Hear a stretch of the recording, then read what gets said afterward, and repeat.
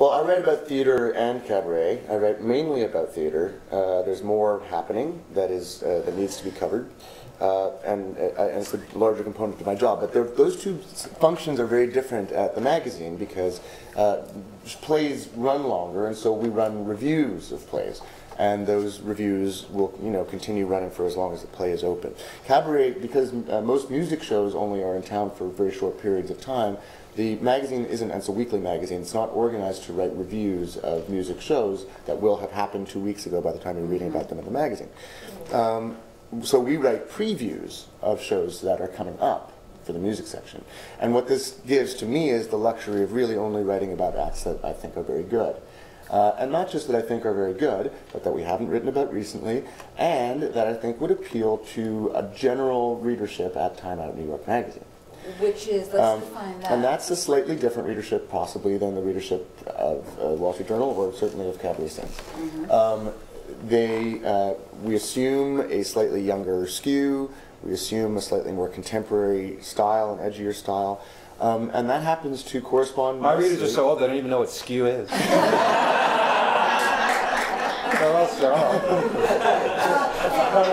Exactly. Well, but it happens to correspond with the directions that my personal taste in the genre have gone in the past 8 years that I've been writing about it. So that works out nicely. It dovetails nicely with that. What I've been writing about more lately is shows that are a little edgier, that are a little bit more downtown, shows that you see at Dixon Place or at Ars Nova. Or that's right. And I've produced a show at Ars Nova. Well, curated a show. And Joe's Pub, and sometimes at places like the Beachman or the Metropolitan Reno, but less than I used to am I obsessed with the shows that are in the big fancy hotel rooms, which are a nice part of my job, and I enjoy a lot of those singers and I enjoy a lot of that music. But I feel like for a lot of our readers it would be a little boring. And this is a problem with the genre generally. And we'll get to this later, I guess. We want to talk about like the state of cabaret, but what cabaret means as an art form is really up for grabs. And I think a lot of people seem to think it means, and with all apologies to Donald Smith and the fragile world of the American songbook that he is wonderfully devoted to preserving. I think that is not only what cabaret is. Yeah. And I think a lot of people think of it as a lady in a dress in a fancy room singing Cole Porter, or maybe the or a guy in a dress, or a guy in a dress. Well, that would be they wouldn't be booked at the right. Exactly. I'm not at the cabaret convention. But yeah, and that model I happen to really like, but is a model that means less viscerally and sentimentally to the general audience. That as these songs become not just the songs of their parents, but the songs of their grandparents, or it's a great-great-grandparent. We're talking about songs that were written in the 1920s and 1930s. Like to someone who's born today, that's like talking about operetta or Gilbert and Sullivan or whatever. It's a niche audience. I hate that. No, but it's going to be. No, you're right. It will be more and more. And the only songs from that period that survive will be the really, the history will do its brutal triage, and we'll get Night and Day, and we'll get, and we won't get the, Tale of the Oyster or whatever. But at a certain point, maybe that's not a bad thing. You know what I mean? But listen, not all these songs. You mentioned Donald Smith, and I did a feature on the Cabaret Convention last year, and I, obviously in that I would have to get some quotes from Donald Smith, and I've heard him talk a zillion times, and I know everything he's going to say, and I thought, well, this is just a formality. He always comes out and says, our next artist will. Anyhow, Donald Smith, we're talking about cabaret, and I asked him to define it, and I wasn't, I thought I would hear something I've heard before, and he said something that really got me going. He said that cabaret is another word for intimacy, and by that he means that any, just to limit it to music, I suppose, by that definition it could be comedy or monologues or something, but a solo performer, or I guess it could be a small group, I mean it's not going to be the Mormon Tabernacle Choir, but a solo performer in a relatively small room playing, performing songs for a relatively small audience, and the defining point is that the audience is so small that there's a direct relationship with the performer. And he didn't say Cole Porter, and he didn't say a fancy hotel room, which is sort of what I was expecting him to say. I expected him to say the Great American Songbook. But I think he really had a point. I think it's as Adam says, it's totally amorphous. It could be, you know, Bob Dylan songs as Barb Younger is doing brilliantly here. I think tonight is the last night. Or it could be a singer-songwriter doing their own songs, although 90 times out of 100 those are dreadful. But it could be. You know what I'm saying? I'm not saying it couldn't be. I'm just saying anything, or even like by that standard, like an old folk coffee house where you have, you know, a guy strumming on an out-of-tune guitar singing, you know, railroad songs. You know, that could be cabaret by that definition. But I think he had a point.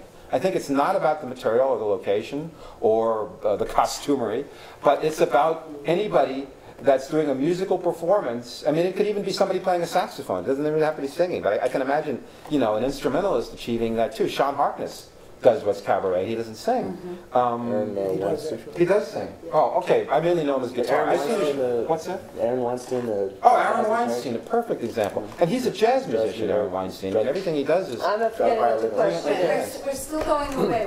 We're going into that chapter of Qu'est-ce que c'est cabaret. But I think that's exactly right.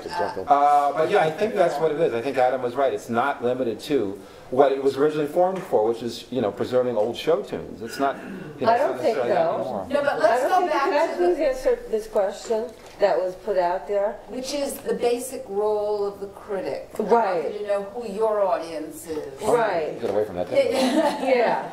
And, well, basic, it even got beyond that, like, yes, that's what it was. Okay. Melody, who's your over-focused. audience on Nightlife Exchange? Who's your audience on Huffington Post? And More importantly, cabaret scenes. That's the audience I'd like to discuss first.